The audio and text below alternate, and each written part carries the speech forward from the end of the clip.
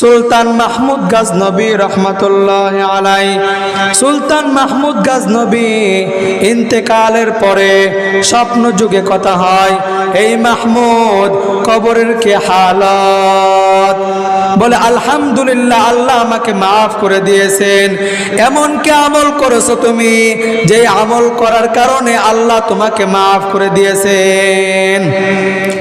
বলে আমি দুনিয়াতে তেমন বড় কোনো আমল করি নাই, আমি দুনিয়াতে থেকে ছোট্ট একটা আমল করেছি।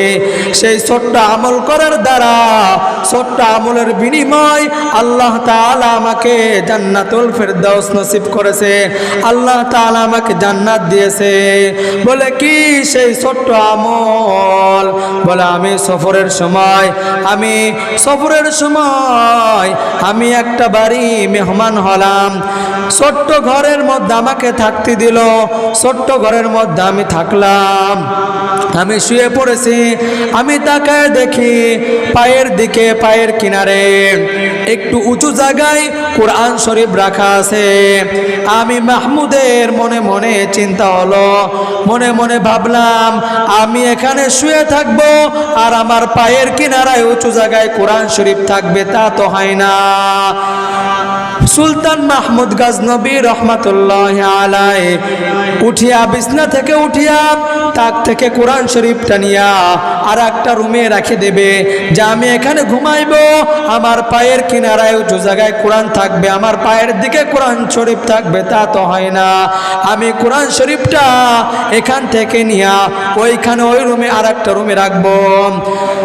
সুলতান মাহমুদ গজনবী রহমতুল্লাহ আলাই কোরআন শরীফটা তাক থেকে নিয়ে অন্য রুমে রাখবে।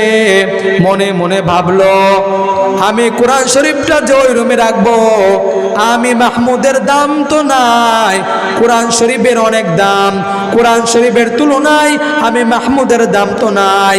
আমি এখানে আরাম করে ঘুমাবো আর কোরআন শরীফটা ওই রুমে রেখে আসবো, আর একটা রুমে রাখবো, তা তো হয় না। প্রয়োজন আমি এই রুম থেকে আর একটা রুমে চলে যাব, নিম্ন অপরিচ্ছন্ন রুমে চলে যাব, তবুও কোরআন শরীফকে আমি এখানে রাখবো। সুলতান মাহমুদ গজনবী রহমতুল্লাহ আলাই ফিরে আসিয়া কোরআন শরীফটা ওই তাকে রাখলো, নিজে উঠিয়া নিম্ন